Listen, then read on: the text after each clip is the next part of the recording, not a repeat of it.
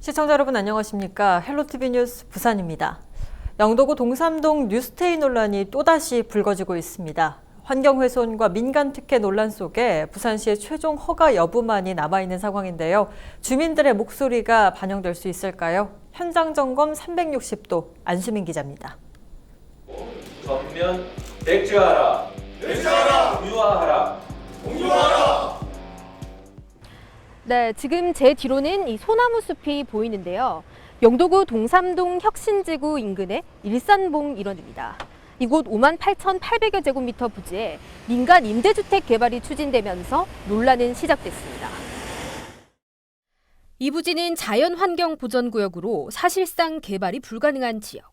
하지만 뉴스테이, 즉 공공지원 민간 임대주택 형태로 사업을 추진할 경우 자연녹지에서도 아파트 건립을 허가받을 수 있습니다. 이 때문에 지난 2017년부터 민간 건설사에 의한 924세대 규모 29층 높이의 임대아파트 개발 움직임이 시작됐습니다. 주민들은 수년째 사업 추진을 반대하고 있습니다. 첫 번째 이유는 지역에 유일하게 남은 녹지 훼손과 환경 파괴. 그리고 50년도 됐고 몇십 년도 된 이 소나무가 너무 큰 거 아름다리가 있는데 그걸 자꾸 뺄라 하니까 이 소나무를 완전히 없애버린다면은 영도에는 이제 나무가 없습니다. 이 앞에 얼마나 좋은 나무들이 많이 있었습니까? 다 베어버리고. 이 주민들이 이 자연 이 환경에서 너무나도 뭐 행복하다면 행복하다 정도로 이렇게 느끼고 사는데 거기 만약에 이런 게 들어온다고 한번 생각해 보세요. 지역의 과도한 주택 공급도 우려됩니다. 입주 대기하는 게 한 2,000에서 3,000 세대. 그리고 재개발하는 게 또 동삼동 1지구, 2지구가 있거든요. 그 여기서 쏟아져 나오는 물량을 대신해서 이 임대 아파트를 짓게 되면은 우리 동삼동에 있는 재개발 사업도 부지불변해지고 상당히 슬럼프에 빠질 우려가 있어서. 영도구에 임대주택이 지금 이렇게 많은데 또 지으려면 그거는 정말 말이 안 되는 거고요. 이 숲을 갖다가 죽이가면서까지 그렇게 짓는다는 것도 말이 안 되고. 영도구 의회는 5,000명에 달하는 주민 서명을 담아 부산시에 반대 의견을 전달했습니다. 하지만 부산시 심의에서는 해당 사업에 대해 조건부 승인 검토 결정이 내려진 상황. 지구 지정을 위해서 자문위원회를 거쳐야 되는데 그 자문위원회에서 이제 나온 의견 때문에 절차를 이행을 하고 있는 중입니다. 이거는 지금 이행을 하려고 지금 사업 시행하고 있는 겁니다. 이거는 아직 그 보완 내용이 저희 쪽에 제출이 되지 않아서요. 결국 구의회는 사업의 완전 백지화를 요구하며 또다시 반대 결의문을 채택하고 나섰습니다. 실질적으로 처음에 8년간만 임대를 하고 난 다음에는 8년 뒤지나면 매각을 할 수가 있습니다. 그럼 시세 차익이 어마어마한 수익이 발생을 하겠죠. 저 평당 살 때 녹지기 때문에 기본적으로 샀을 때의 구매 금액 자체가 별로 안 높은 상황입니다. 그런데 나중에 개발하고 나서 지금 여기 보시면 아시겠지만 뷰가 엄청납니다. 그렇게 되면 나중에 이익이 발생할 거는 불보듯 뻔한 부분이고. 부산에서 공공형 민간임대주택 사업이 검토된 곳은 모두 9곳. 이 중 기장군 일광면과 강서구 지사동 등 2곳에서 주택 공급 과잉 등의 이유로 부산시 심의 단계에서 사업 취소 결정이 내려졌습니다.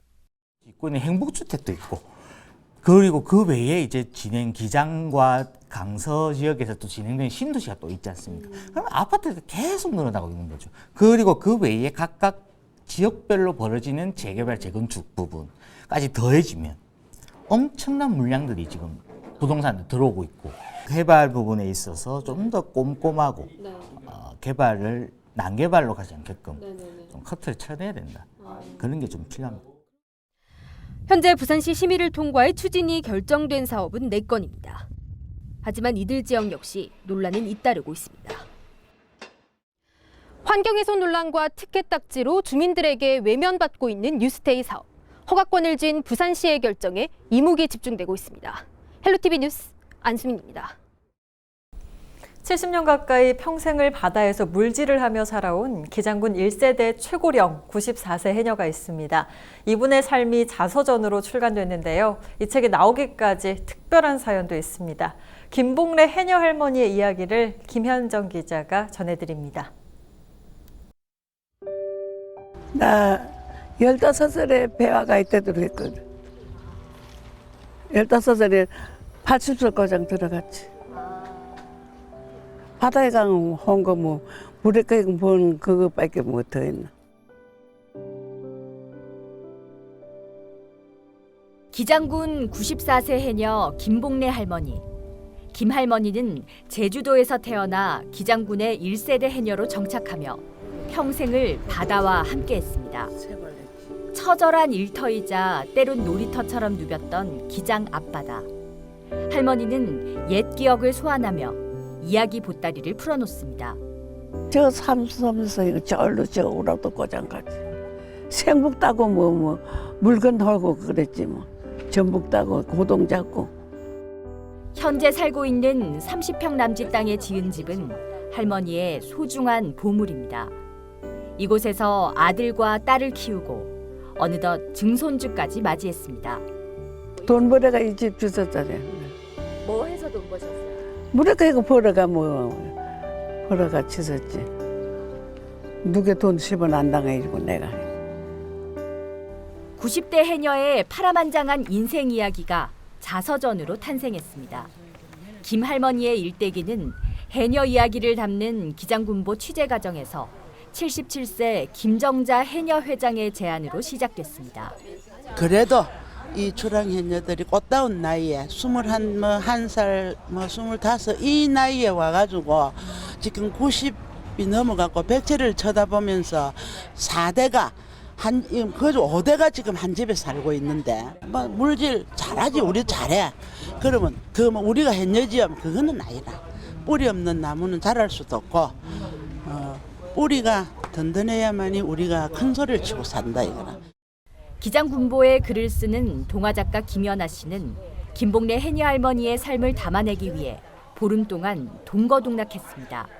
조각보였어요, 얘기가. 어떤 날은 10대 얘기, 어떤 날은 70대 얘기. 뒤죽박죽이 되었는데 한 보름 정도 지나다 보니까 이제 속이 나오시는 거예요. 내 얘기가 책으로 나올 정도로 이제 이 속에 들은 게 많다고 표현을 하셔서 할머니 내가 할머니 얘기 써줄게. 이제 군보 이제 마감을 마치고 그 글을 엮으니 그거를 다 뺄 거 다 빼고 하니까 원고지 한 30매 정도 나오더라고요. 사진 촬영은 황현일 기장군보 편집장이 맡았습니다. 황 편집장은 세상에 단 5건밖에 없는 자서전을 위해 사비도 아끼지 않았습니다. 그 해녀분들이 살아온 삶이 구구절절하고 하니 김 작가가 그 자서전을 우리가 한번 만들어 주자. 우리 둘이서 힘을 모아서 그런 얘기를 했어요. 그래서 뭐 이제 시작이 된 거예요. 저는 이제 사진으로 찍고 그래서 저희들이 이렇게 자그마한 책을 만들어서 선물로 이제 드린 겁니다. 1세대 최고령 김복래 해녀의 일생을 오롯이 담아낸 자서전. 기장 해녀의 뿌리와 지역의 현대사가 살아 숨쉬고 있습니다. 벨로티비 뉴스 김현정입니다. 금정구 침례병원이 파산하고 3년이라는 시간이 흘렀습니다. 그동안 인근 지역 주민들은 응급 의료 공백 사태를 겪고 있고 또 주변 상권은 침체돼 희망마저 잃은 듯한 모습을 보였는데요. 옛 침례병원은 주민들의 바람대로 동부선권을 대표하는 공공병원으로 부활할 수 있을까요? 공공병원으로 전환하기 위한 밑그림이 나왔습니다. 하지만 앞으로 넘어야 할 산도 많습니다. 차선영 기자가 보도합니다. 침례병원을 동부상권 공공병원으로 전환하기 위한 밑그림이 나왔습니다. 동부상권 공공병원 확충 방안과 민간 투자 적격성 연구 용역에 대한 최종 결과가 나온 건데 동부상권 공공병원의 필요성이 인정됐고 비용 편익 분석에서도 경제성을 확보해 민간 투자도 적격하다는 판단입니다. 이번 용역을 진행한 한국보건산업진흥원은 총 사업비 2,594억 원을 투입해 446개 병상, 운영인력 480명 규모의 종합병원으로 리모델링해 사용하는 방안이 적정하다고 제시했습니다. 또 초기에는 진료과 중심의 클리닉 형태 진료 서비스를 진행하고 향후 지역 특성과 요구에 따라 전문 진료센터로 확대 운영하는 방안을 제안했습니다.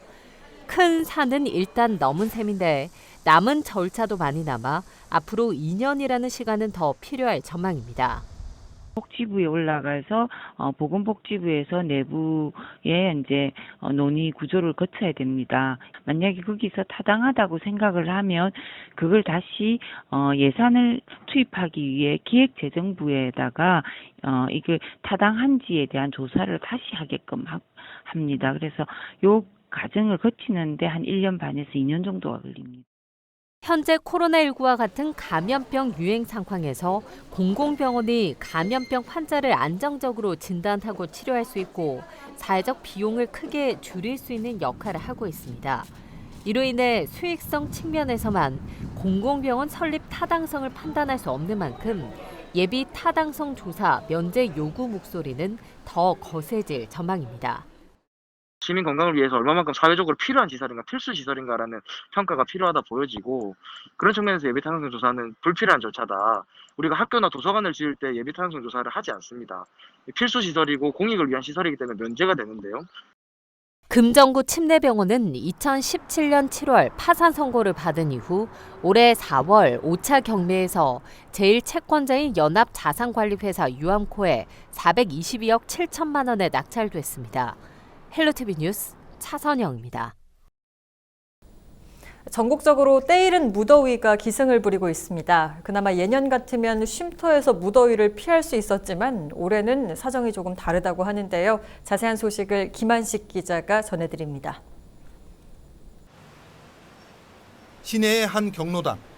낮 시간대 항상 열려있던 문은 굳게 닫혀 있습니다. 인근의 또 다른 경로당의 상황도 마찬가지입니다. 평소 어르신들의 왕래가 많았지만 아예 발길이 뚝 끊겼습니다. 코로나19 여파로 올해 초부터 경로당이 폐쇄됐는데 사회적 거리 두기가 지속되면서 언제 문을 열지도 알 수 없습니다. 문제는 여름철입니다. 본격적인 무더위가 시작됐지만 더위를 피할 수 있는 쉼터로 이용되던 경로당은 이처럼 모두 문을 닫았습니다. 부산 지역 16개 기초자치단체에서 운영 중인 무더위 쉼터 1,200여 곳 가운데 90% 이상이 경로당입니다. 하지만 코로나19 여파로 경로당 운영이 중단되면서 무더위 쉼터 또한 크게 줄어들 전망입니다. 이런 상황에서 어르신들 또한 마땅한 대책도 없습니다. 열렸다면 가야지요. 싫어. 집에 있어봐야 너무 무리하고 여름에 시원하게 보낼. 요새 이어는 시민공원이 있고 승기수원지 있고 공원 안 많습니까? 이르게 찾아온 무더위에 지자체도 고민입니다. 무턱대고 무더위 쉼터를 운영하다 새로운 감염 진원지가 될 가능성을 배제할 수 없습니다. 일부 지역은 손소독제와 마스크 등 방역 물품을 준비했지만 당장 결정을 내리지는 못하는 실정입니다. 일단은 초등학교하고 유치원이 이제 이번에는 완전 등교를 다 했는데 등교하고 최소 보름 정도는 지켜봐야 어르신들이 경로당 이용할 수 있을지 없을지 여부를 결정하겠다. 이런 방침이어서 6월 말까지 저희도 기다리고 있습니다. 또 매년 여름이면 운영되던 야외 분수대와 쿨링포구도 코로나19가 잠잠해질 때까지 중단됩니다. 유례 없이 빠르게 찾아온 무더위에 각 지자체마다 폭염 취약계층에 대한 대책 마련에 고심하고 있습니다. 헬로티비 뉴스 김한식입니다. 부산의 전체 인구가 매년 감소하는 것도 문제지만 특히 20, 30대 청년층이 부산을 떠나가는 건 도시 경쟁력을 떨어뜨리는 심각한 문제입니다. 인구이동 통계 자료를 통해서 부산 청년들의 탈부산 현상을 살펴봤습니다. 안수민 기자입니다. 지난해 부산을 떠난 인구는 2만 3천여 명, 이 중 51% 이상이 20, 30대입니다.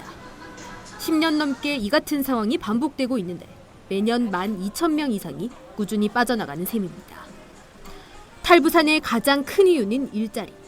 공채라던가 이렇게 지원할 수 있는 기회도 몇 년에 한 번씩 이렇게 1년에 2번씩은 공채가 올라와야 되는데 1년에 한 번도 안 올라오는 경우도 많고 올해까지만 일단 부산에서 취업을 좀 부직 활동을 해보고 안 되면 좀 서울이나 이런 쪽에 다른 데도 좀 알아봐야 되고 저는 부산에 좀 계속 있고 싶은데 실제 부산을 떠나는 이유에 대한 조사에서도 직업 때문이라는 답변이 37%로 가장 많았습니다.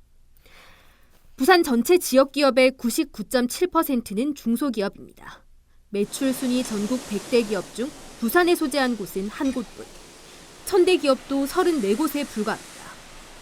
더 나은 일자리를 위해 또 더 저렴한 주거지를 찾아 탈부산 행렬의 57.8%는 서울과 인천, 경기도 등 수도권으로 향했고 경남 등 부산 인근 지역으로도 35%가 이동했습니다. 사실은 부산에서 살면서 부산 다니는 게 제일 좋은데 아직 크게 부산 쪽에 중공업이나 이런 큰 업체가 없어서 울산에 일하기. 상황이 이렇다 보니 부산의 인구 활력과 도시 경쟁력은 10년 넘게 내리막길입니다. 지난해 기준 부산 전체 인구에서 18세에서 34세, 즉 청년 인구가 차지하는 비중은 약 20%. 서울을 비롯해 6개 광역시도 중 꼴찌 수준입니다. 감소율도 전국 최고 수준입니다. 떠나가는 청년들을 붙잡겠다며 부산시는 매년 수백억이 넘는 청년 관련 예산을 투입하고 있습니다. 올해 편성된 예산만도 일자리나 주거 안정 분야 등 600억이 넘습니다.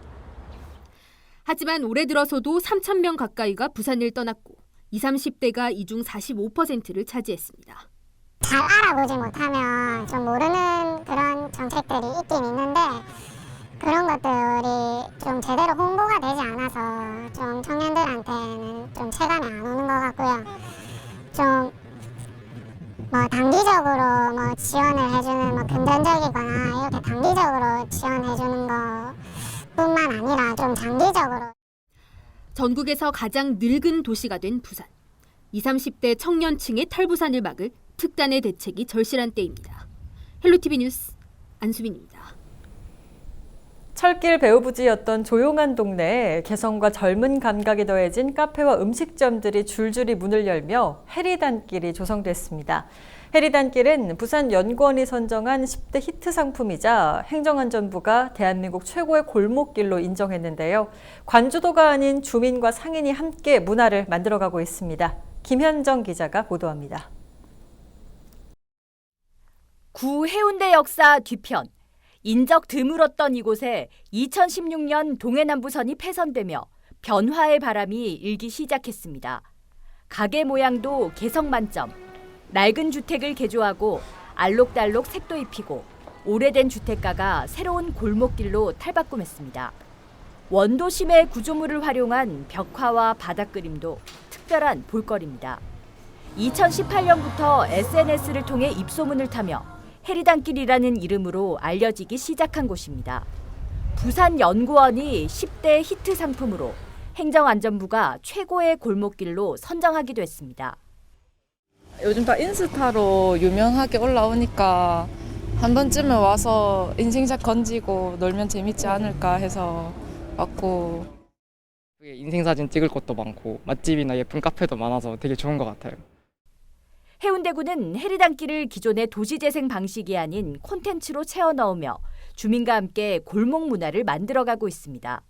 특히 상업시설을 학습 공간으로 개방하는 별밤학교에는 상점 19곳이 참여해 95개의 강좌가 진행됩니다.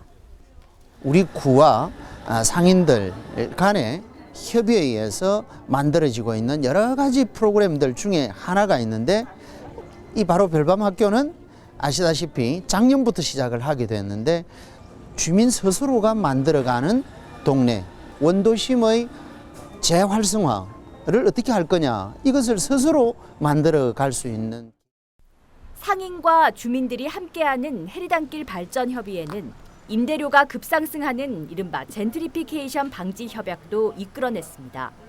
앞으로의 고민은 해리단길의 지속성입니다. 지금 주차 문제라든지 안 그러면 길거리 조명 문제라든지 인도 문제라든지 아직 할 일이 많습니다. 즐거움을 찾을 수 있는 또 새로운 것들을 찾을 수 있는 그런 골목이 될 수 있도록 상인들도 그렇고 저희 협의회도 그렇고 같이 노력을 해야 될 것 같습니다. 주민이 자발적으로 나서 최고의 골목길을 만들어가고 있는 해운대 해리단길. 리단길의 열풍을 넘어 지역에 의미 있는 골목 상권 문화를 만들어가고 있는 해운대 해리단길의 변화가 주목됩니다. 헬로티비 뉴스 김현정입니다.